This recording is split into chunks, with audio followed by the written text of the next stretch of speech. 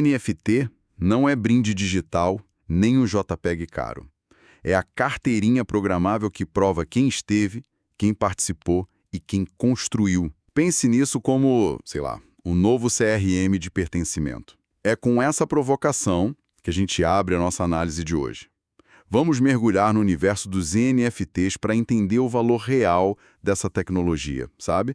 Deixando para trás a poeira da especulação, das imagens de perfil que, vamos combinar, dominaram as manchetes. A nossa missão aqui é desmistificar o conceito e descobrir se ele pode, de fato, ser uma ferramenta poderosa para criar e gerenciar comunidades. E essa missão é crucial. Porque o NFT, no fundo, ele é a peça que conecta toda a infraestrutura que a gente já discutiu aqui. Certo. Blockchain como livro de registros, smart contracts como regras automáticas, e o NFT conecta tudo isso com o que mais importa, o comportamento humano. Hoje o foco é total na utilidade, nos rituais, na identidade. Esquecendo o barulho dos preços e do hype. Exatamente. Ok, então vamos direto ao ponto nevrálgico. Quando a gente ouve a sigla NFT, a imagem que ainda vem na cabeça de muita gente é a de um macaco entediado ou de um meme vendido por milhões. Sim, infelizmente. A premissa hoje é que essa é a ponta completamente errada do iceberg. Então, vamos separar as coisas. O que é a tecnologia por trás do NFT, independente da imagem que está atrelada a ela? Ótima separação. Na sua essência, a tecnologia NFT permite criar um token único, um certificado digital que, não pode ser duplicado. Ele funciona como um registro de propriedade ou de identidade, participação, um benefício. E a mágica, eu diria, está no fato de que ele é governado por um smart contract, um contrato inteligente que executa regras de forma automática. Certo, mas e como a gente pode traduzir isso para algo mais palpável, mais do dia a dia? A melhor analogia, eu acho, é pensar num NFT como uma carteirinha de membro de um clube. Só que essa carteirinha é digital, à prova de falsificação, e qualquer um pode verificar a autenticidade dela. Uhum. E o mais interessante, o criador do clube pode definir as regras. Ele pode decidir se a carteirinha pode ser vendida para outra pessoa ou se é pessoal e intransferível, tipo um crachá com a sua foto. Essa analogia da carteirinha ajuda, mas aí surge uma dúvida prática. Se é um arquivo digital, por que eu não posso simplesmente dar um print screen ou, sei lá, copiar e colar e dizer que também sou membro? O que impede a fraude? Essa é a pergunta de $1 milhão, e a resposta está na blockchain. A sua carteirinha, o seu NFT, não é só um arquivo de imagem. É um registro num livro-caixa digital que é público e imutável. Entendi. Qualquer pessoa pode consultar esse livro e ver que aquele registro específico com aquele número de série único pertence à sua carteira digital e não a de quem tirou o print. O print é só uma foto da carteirinha, não a carteirinha em si. Ele não te dá acesso à porta do clube. Certo. A imagem é a estampa, mas o valor está no registro, na autenticidade que dá para verificar. Exato. Mas mesmo entendendo a tecnologia, é impossível ignorar o elefante na sala. A gente viveu uma febre especulativa em 2021. Eu lembro de notícias de gente pagando o preço de um apartamento por uma imagem de perfil. O que diabos aconteceu ali e por que a gente deveria acreditar que agora é diferente? A sua pergunta é a desconstrução que a gente precisa fazer. O que aconteceu em 2021 foi um caso clássico de uma tecnologia promissora sendo usada para finalidade errada. O boom, liderado por projetos de avatares como o Bored Ape Yacht Club, tinha um erro fundamental de foco. Qual? Estava 99% centrado no preço e na especulação e 1% na utilidade. A pergunta que todo mundo fazia era quanto isso vai valer amanhã, e não o que isso me permite fazer hoje. Era um cassino disfarçado de galeria de arte digital. Exatamente. Eu lembro de ver discussões seríssimas sobre pessoas pegando empréstimos para comprar o avatar de um macaco.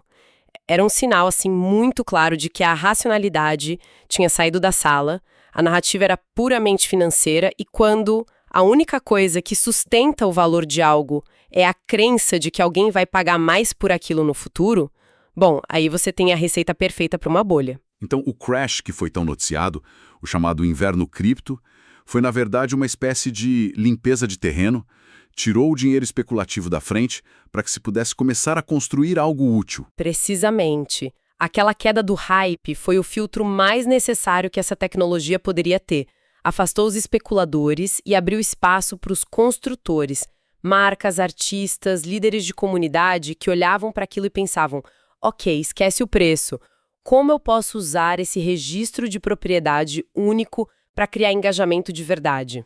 Certo. Para recompensar meus fãs mais leais, para criar uma conexão mais profunda. É aí que o NFT útil nasce. Um NFT útil não se importa com o humor do mercado, ele se importa com a força do ritual e a coesão da comunidade que o utiliza. Ok, o terreno está limpo. Vamos para o concreto, então. Se eu sou um criador de conteúdo, um artista ou até uma marca, como essa carteirinha digital me ajuda a construir algo mais forte do que, sei lá, uma lista de seguidores no Instagram? Ela muda a dinâmica fundamental da relação. Hoje, nas redes sociais, você tem uma audiência. São seguidores, um número. Com NFTs, você pode criar camadas de proximidade e transformar essa audiência numa comunidade. Pensa numa pirâmide. Na base está o público geral que te segue. Com o NFT de acesso, talvez até gratuito, você cria a primeira camada de filtro. Os membros. Pessoas que deram um passo a mais, sabe? Depois, você pode criar rituais para identificar e recompensar os colaboradores. E lá no topo, os co-criadores. E como essa separação em camadas funciona na prática? É tipo uma lista de e-mails mais chique? Não, porque as regras são automáticas e transparentes, via smart contract. Vamos desenhar uma jornada. Imagine um podcast que quer criar uma comunidade de ouvintes engajados. Primeiro, ele pode oferecer um mint gratuito de um NFT. Espera aí, vamos traduzir mint. Basicamente, é o ato de emitir ou criar o NFT na blockchain pela primeira vez, certo? Como se fosse a impressão da primeira leva de carteirinhas do clube. Perfeito, é isso. Quem minta esse NFT, ou seja, pega essa carteirinha, ganha acesso a um canal exclusivo no Discord ou Telegram, onde rolam os bastidores. Pronto, primeiro filtro. Certo. Agora, dentro do grupo, o podcast lança uma missão. Votem no tema do próximo episódio. Quem vota, cumpre uma tarefa. O smart contract pode registrar quem votou. E esse registro de voto serve para quê? Aí que a coisa fica interessante. No episódio seguinte, o podcast pode fazer uma live exclusiva para membros. E durante a live, quem está presente pode escanear um QR Code e resgatar um POAP. Outro termo que surge bastante. POAP. Proof of Attendance Protocol. Na prática, é um carimbo digital que prova que eu fui a um evento específico. É isso. Como se eu ganhasse um botão digital por ter ido a uma palestra e isso ficasse registrado para sempre no meu histórico. Exatamente essa analogia. E agora você começa a conectar as peças. A pessoa que tem a carteirinha ou NFT inicial, que votou na missão e que tem o selo de presença, o POAP, ela acumulou provas de participação. E esse acúmulo? Esse acúmulo pode automaticamente desbloquear o próximo nível de benefícios. Um desconto de 50% num curso, acesso antecipado a um evento físico ou até um café com os apresentadores. Você transforma uma audiência passiva em participantes ativos, cujo engajamento é mensurável e recompensado. Isso do ponto de vista do criador é muito claro. Mas e para o membro? Além de ganhar uns descontos, o que realmente muda na experiência de quem está do outro lado? Muda a natureza da contribuição. Sua interação na internet deixa de ser um like anônimo e passageiro que só serve ao algoritmo da plataforma e passa a ser uma prova de contribuição que fica registrada no seu histórico, na sua carteira digital. É a passagem do "eu curti isso" pro "eu estava lá e fiz parte disso". Você começa a construir uma reputação digital. Um currículo de participação, como dizem por aí. Exatamente isso. Sua carteira digital começa a contar uma história sobre os seus interesses e seu engajamento. Essa pessoa participou da fundação da comunidade X, ajudou a testar o produto Y, foi em todos os eventos da banda Z. E os benefícios que se recebe são garantidos pelo código, né? Não dependem da boa vontade de alguém se lembrar de colocar um nome numa lista. Está programado. A relação fica mais transparente e direta. Essa ideia de rituais, provas e recompensas é poderosa, mas parece que há muitas peças soltas. Por onde um criador sequer começa a organizar isso tudo? Existe um mapa, um passo a passo para não se perder nessa complexidade? Sim, existe. E para organizar as ideias, eu gosto da metáfora do passaporte e os carimbos. Pense que o NFT principal é o passaporte da sua comunidade. Os rituais e as atividades são as viagens que geram os carimbos que o preenchem e dão valor a ele. Um passaporte em branco não tem história. Gostei da imagem. Exato. E como seria a estrutura desse passaporte? Quais são os pilares para construir isso? São 5 pilares. O primeiro, e mais importante, é a missão. Qual é a transformação que a comunidade oferece? É um lugar para aprender a programar?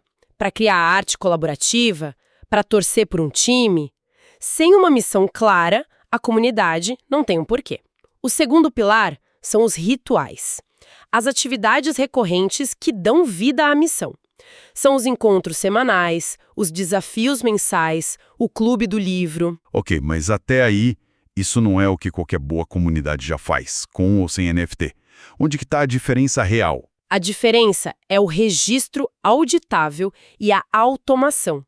O ritual deixa de ser efêmero e passa a ser uma prova que um membro carrega consigo. E isso nos leva diretamente ao terceiro pilar, as regras do NFT. Certo. Aqui você define a mecânica. Vai ter diferentes níveis de passaporte, ele tem data de validade, pode ser revendido para outra pessoa, ou é como um documento pessoal intransferível. E nesse caso intransferível entraria outro termo que a gente vê os SBT, certo? Soulbound Tokens. O que os diferencia de um NFT comum e por que isso seria importante? Porque eu iria querer algo que eu não posso vender. Exatamente. O SBT, ou Token Ligado à Alma, é um tipo de NFT que não pode ser transferido. Ele funciona como um crachá, um diploma, uma certidão. Ele prova algo sobre você que não faria sentido passar para outra pessoa. Tipo um diploma. Perfeito. Um diploma de uma universidade ou um certificado de que você completou um treinamento. Para uma comunidade, um SBT pode ser a prova de que você foi um dos 100 membros fundadores. É um item de reputação, não de especulação. Entendi. É sobre identidade, não sobre mercado. Então temos missão, rituais e regras do NFT. Faltam 2 pilares. O quarto pilar são as provas. O que exatamente gera os carimbos no passaporte? É preciso registrar presença, cumprir uma tarefa, co-criar um projeto. Isso precisa estar claro. E, por fim, o quinto pilar, o reconhecimento. Como a participação é celebrada? Com selos digitais, placares de líderes, destaques mensais para os membros mais engajados. É o sistema que fecha o ciclo e mostra que a participação é vista e valorizada. Ok, vamos tentar montar esse quebra-cabeça. Se a gente pegasse esse framework e aplicasse numa situação real, digamos, para lançar uma pequena comunidade de teste por 2 semanas, como seria essa jornada na prática? Ótimo exercício. Nos dias 1 a 3, você faria o anúncio e o mint gratuito do passaporte. E aqui é crucial ter um número limitado de vagas, talvez 200, para gerar um senso de oportunidade e atrair os mais genuinamente interessados. Nos dias 4 a 7, você lança a primeira missão. Algo simples, que não exija muito esforço, como votar no primeiro tema a ser discutido ou enviar uma pequena tarefa. E por que essa primeira missão é tão importante? Parece trivial. Porque é a primeira vez que você testa o músculo da participação. Você separa quem está ali só para colecionar o NFT de quem está disposto a dar o primeiro clique, a se envolver. É o seu primeiro e mais valioso filtro de engajamento. Entendi. Seguindo o cronograma, nos dias 8 a 10, você realiza o primeiro evento exclusivo para quem tem o NFT. Uma chamada de vídeo fechada, uma sessão de perguntas e respostas, algo que entregue valor imediato e reforce a sensação de pertencimento. E para fechar o piloto? Nos dias 11 a 14, você entrega a primeira recompensa para quem completou a missão inicial. Um desconto, acesso a um conteúdo extra, uma mentoria relâmpago. Isso prova que a participação gera um benefício real e tangível, fechando o ciclo. E as métricas de sucesso aqui seriam bem diferentes do usual. Como eu sei se esse piloto funcionou, se o objetivo não é o preço da NFT subir? As métricas são de engajamento comunitário. Você vai olhar a taxa de mint, as 200 vagas foram preenchidas. Qual o percentual de membros que participou da primeira missão? Qual foi a taxa de presença no encontro fechado? E, crucialmente, qual a taxa de resgate do benefício? Ah, entendi. Isso vira um funil de comunidade, não um gráfico de especulação. Mas no final do dia, sendo realista, se ninguém quiser comprar esses NFTs depois no mercado secundário, isso não é um sinal de que o projeto fracassou? Aí está a mudança de mentalidade que a gente precisa internalizar. Se a comunidade está ativa, os membros estão participando dos rituais e resgatando benefícios, o projeto é um sucesso retumbante, mesmo que o preço do NFT no mercado seja zero. O objetivo é valor de uso, não valor de troca. Isso parece ótimo no papel, mas imagino que o caminho esteja cheio de armadilhas. Qual é o erro número 1 que você vê criadores cometendo? Aquela falha que pode matar a iniciativa antes mesmo de começar. O erro mais comum e mais fatal é cair na armadilha antiga. Começar a olhar e se preocupar com o floor price, o preço mínimo do NFT no mercado secundário. No momento em que o criador começa a celebrar a alta do preço, ele sinaliza para a comunidade que aquilo é um ativo financeiro. Isso atrai os especuladores, que não estão nem aí para a missão, e afasta os membros genuínos. É um veneno. E do ponto de vista do usuário? Isso tudo de carteira digital, mint, não cria uma barreira técnica enorme? A gente corre o risco de criar uma panelinha super exclusiva para quem já é da área de tecnologia, em vez de uma comunidade acolhedora. Esse é um desafio real, mas que está diminuindo. O erro aqui é querer que todo mundo se torne um especialista em segurança cripto da noite para o dia.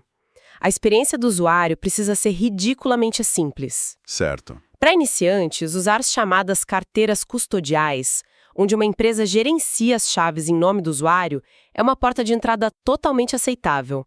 É como usar um e-mail. Você não precisa entender o protocolo SMTP para mandar uma mensagem. A complexidade tem que ficar nos bastidores. Outro erro grave é fazer promessas vagas. Compre este NFT para ter acesso a conteúdo exclusivo. Que conteúdo? Quando? Com que frequência? O contrato social precisa ser explícito. Ou seja, um NFT sem regras claras e sem rituais constantes? Vira um cupom de desconto esquecido na gaveta. Um arquivo digital inútil que só serviu para gerar uma transação e não uma relação. Ok. Depois de toda essa conversa, o que realmente fica para mim é uma mudança fundamental de papéis. Parece que saímos da era do broadcast, onde um criador fala para muitos, e entramos em algo genuinamente diferente. É exatamente essa a transformação. O criador deixa de ser um influenciador com uma audiência alugada de plataformas como Instagram e YouTube, sujeito aos caprichos do algoritmo. Ele se torna um arquiteto de rituais, um designer de experiências, dono do vínculo direto com seus membros. E o seguidor, por sua vez, também muda de posição. O seguidor deixa de ser um like na multidão, um número anônimo nas estatísticas de engajamento da plataforma. Ele se torna um membro com histórico, com presença e com uma reputação que é construída, registrada e que pertence a ele. Ele passa de consumidor passivo a um participante reconhecido e com agência dentro daquele ecossistema. Perfeito. Acho que a síntese que emerge é que com NFTs usados dessa forma, não se mede apenas alcance, mede-se pertencimento. Não é sobre colecionar imagens, mas sobre registrar histórias de participação. É, no fundo, o CRM da comunidade na nova internet. Precisamente. E isso nos deixa com uma provocação final para quem nos ouve. Se todo o seu histórico de participação online, os eventos que frequentou, os projetos que apoiou, as comunidades que ajudou a construir, se isso tudo se tornasse visível, verificável e valioso, em quais lugares cada um escolheria investir seu tempo e sua energia para construir essa reputação? A prova de participação pode, muito em breve, se tornar mais importante do que o número de seguidores.